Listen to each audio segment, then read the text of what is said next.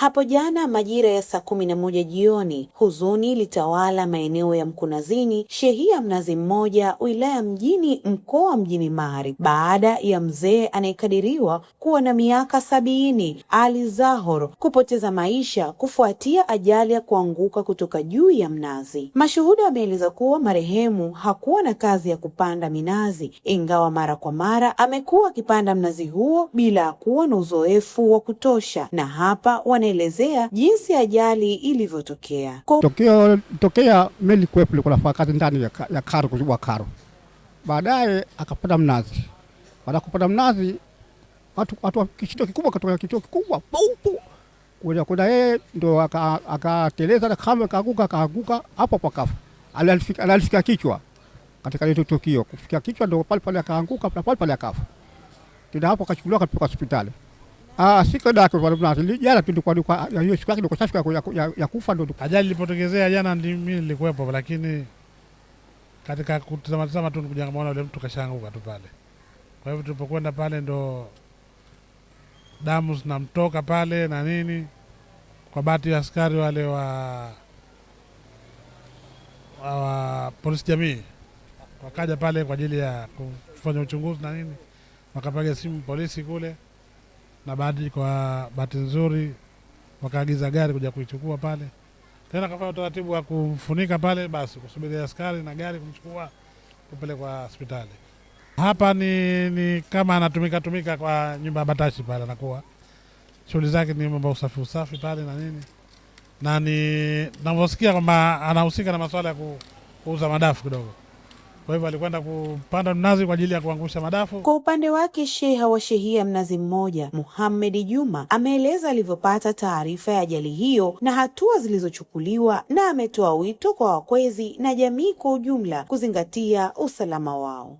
Jana siku ya Jumanne tarehe 4 mwezi wa 8 mwaka 2026, wakati wa saa 11:15 jioni, nilipigiwa simu na mkazi mmoja Mkunazini, Bwana Baraka Shamte, akanipa taarifa kwamba eneo la barabarani penye nyumba ya familia ya Batashi kuna mtu kaanguka kwenye mnazi na inasemekana kafariki.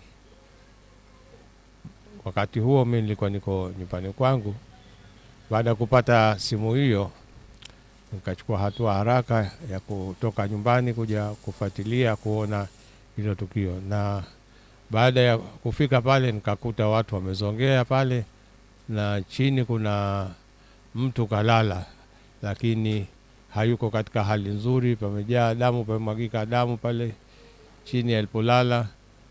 Kwa hivyo baada ya kuulizia na mimi kupata taarifa, nikaambiwa kwamba yule mtu alikuwa kapanda mnazi na imetokea ajali kwamba kaanguka kutoka kwenye mnazi. Baada ya kuulizia nikafahamishwa yule marehemu jina lake anaitwa Ali Zahor.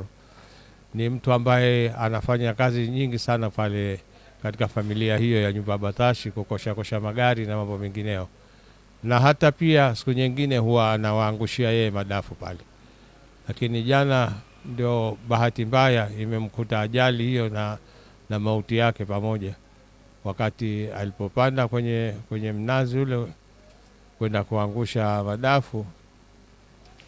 Kawahi nafikiri kama moja au mawili kuangusha, bahati mbaya kamba ile au waya aliofunga ukafunguka, na ndio sababu kubwa sana ya kuteleza yeye kwenye ule mnazi, na hatimaye akaanguka na kupiga kichwa na kwenye sakafu pale au kwenye barabara, na kusababisha ajali ile kuwa ni mauti yake kabisa. Baada ya hali hiyo kuiona, mimi nilipofika pale katizama, nikaona askari walikuwa hawajafika, polisi bado. Nikajaribu kuwapigia idara ya zimamoto kutaka kuomba msaada ili waje na wao kusaidia kumuondoa yule marehemu, lakini bahati nzuri nikaambiwa kwamba tayari polisi walishapewa taarifa, na baada ya muda mfupi nao wakafika, wakaja na gari, na hatimaye wakamchukua yule marehemu na kumpeleka hospitali ya Chumbuni. Inawezekana si mpandaji wa siku zote, lakini inapohitajika kuangusha anakwenda kuangusha. Kishawahi kufanya hilo zoezi la kuangusha, sio kwamba ndio jana ilikuwa ndio yake ya kwanza. Kishawahi kufanya hiyo kazi ya kuangusha madafu. Zaidi tunatakiwa tuchukue tahadhari, kwa sababu mnazi ni moja katika mti ambao unataka hadhari kubwa sana kwenda kuangusha mazao yake. Kwa hivyo la muhimu zaidi, mtu yoyote anayekwenda kutaka kuangusha nazi au kufuata kitu chochote kilichokuwa juu zaidi, ni lazima awe na vitu vyovyote vya kumsaidia ikitokezea dharura, basi angalau iweze kumsaidia kujikinga. Tatizo kubwa tulionalo mara nyingi, tunajichukulia uzoefu wa kuweza kupanda miti mfano kama mnazi mrefu kwa kuzoea na kutia kamba tu kwenye miguu basi ikatosha.